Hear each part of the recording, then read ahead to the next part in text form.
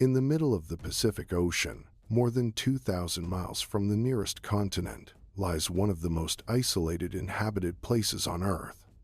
A small volcanic island, barely 60 square miles, surrounded by endless ocean. And yet, it contains nearly 1,000 massive stone statues, some taller than a 3-story building, some weighing more than 80 tons, each carved by hand, each transported without metal tools, each standing silently, facing inland. This is Easter Island, known to its people as Rapa Nui, and its history is one of humanity's greatest unsolved mysteries. Who built these giants? How were they moved? Why were they created? And most importantly, what caused the civilization that built them to collapse? To answer these questions, we must travel back nearly 1,000 years. Around the year 1200 AD, Polynesian sailors reached Rapa Nui. They traveled in double-hulled canoes, using stars, winds, currents, and generations of navigational knowledge. Reaching this island was one of the greatest feats of exploration in human history.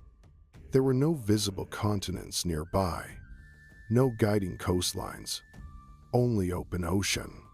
Yet they found it, and they settled. When they arrived, the island was very different. It was covered in forests. Giant palm trees towered over the land. Birds nested everywhere. Freshwater lakes filled volcanic craters. The environment was rich, and the people began to thrive. They formed clans, built villages, developed agriculture, and slowly, they began carving stone. The statues are called Moai. They were carved from volcanic tuff, a soft stone found at a quarry called Rano Raraku. Nearly all Moai were made there. Workers carved them directly from the rock face, lying on their backs, using stone tools. No metal, no wheels, no animals, just human labor. When a statue was finished, it was separated from the rock and moved. Some were small, others were enormous. The largest unfinished statue weighs over 160 tons. Most Moai have long faces, heavy brows, square jaws, long noses. They represent ancestors, chiefs, important leaders, spiritual guardians. To the Rapa Nui people, the statues were not decorations. They were sacred. Each Moai was believed to contain mana, spiritual power. They were placed on stone platforms called ahu, facing inland, watching over the villages, protecting the people, blessing crops, and connecting the living to the dead. The more powerful a clan was, the bigger its statues became, and that competition changed everything. One of the greatest mysteries is not how the Moai were carved, it is how they were moved. Some statues were transported over 10 miles, across hills, rocks, and uneven terrain. For centuries, no one understood how this was possible. Early European explorers believed it was impossible. Some suggested aliens, others imagined lost advanced technology. But modern experiments tell a different story. Researchers discovered that with ropes and coordinated movement, a statue could be walked. By rocking it side to side, pulling with teams on each side, the Moai slowly moves forward, almost like it is stepping. Local oral traditions describe exactly this.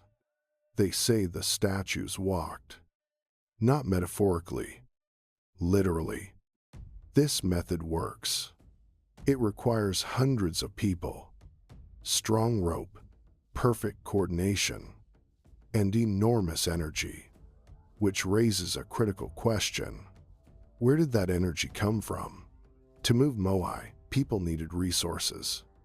Wood for tools, wood for rollers, wood for housing, wood for boats, wood for fire. Over time, more trees were cut, more land was cleared, more forests vanished. Pollen records in lake sediments show that by around 1600 AD, the giant palm trees were gone, completely extinct. No large forests remained. Without trees, canoes could not be built. Fishing declined. Soil eroded. Crops failed. Bird populations collapsed. Freshwater became scarce. The ecosystem broke down. This is known as ecological collapse, one of the most famous examples in human history. But environmental damage was only part of the story. As resources declined, competition increased. Clans began fighting. Food shortages caused conflict. Power structures weakened. Oral traditions describe a period of warfare, known as the Moai, the statue toppling. Rival groups began pushing down each other's moai, destroying spiritual symbols, erasing prestige. Almost all statues were knocked over, faces smashed, bodies buried, platforms abandoned. Society entered chaos. Cannibalism is mentioned in some historical accounts. Whether exaggerated or not, desperation was real. The culture that once built giants now struggled to survive. And then, foreigners arrived. In 1722, Dutch explorer Jacob Roggeveen became the first European to reach Rapa Nui. He named it Easter Island because he arrived on Easter Sunday. He found people living in poverty, few trees, no large boats, fallen statues, broken platforms. Later visitors came. Spanish, British, French. Each brought new diseases: smallpox, tuberculosis, syphilis. The population declined further. In the 1800s, Peruvian slave raiders arrived. They kidnapped over 1,000 islanders, nearly half the population. Many died in captivity. Those who returned brought disease. By 1877, only 111 native Rapa Nui people remained. A civilization that once carved giants was almost erased. For years, the popular story was simple.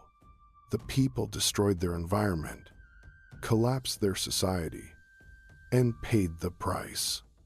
A warning about overusing resources. But modern research challenges this. New studies show Rapa Nui agriculture was highly advanced.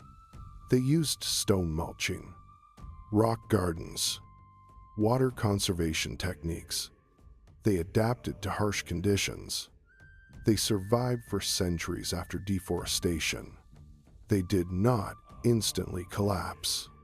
Some scholars argue the society was stable until Europeans arrived. Disease, slavery, colonialism, economic exploitation. These may have done more damage than deforestation. In other words, Rapa Nui may not be a story of failure, but of resilience. Until outsiders arrived. After the Moai period declined, a new religious system emerged, called the Birdman cult.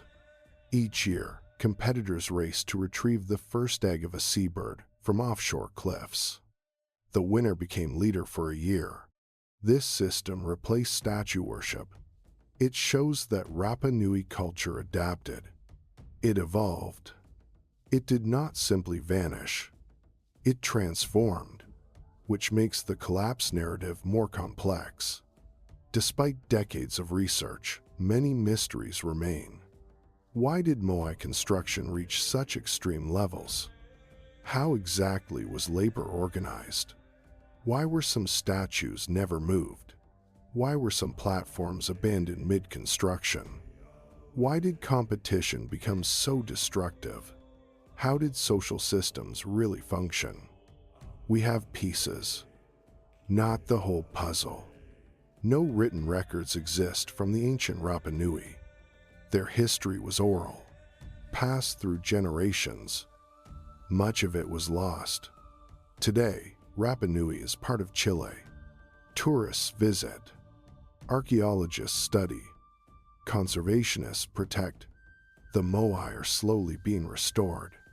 But climate change, rising seas, erosion, and tourism pressure threaten them. Even now, the statues are fragile, and their story is unfinished. Easter Island is not just about statues. It is about humanity, about ambition, belief, creativity, competition, mistakes, adaptation, and survival. A small group of people, on the most isolated island on Earth, created monuments that still confuse the modern world. They did it without machines, without metal, without written language, only knowledge, community, and purpose. Did they cause their own collapse? Were they victims of circumstance? Was it both? We may never know, but their legacy remains. Standing in stone, facing inland, watching, waiting, as they have for centuries, and perhaps as they always will.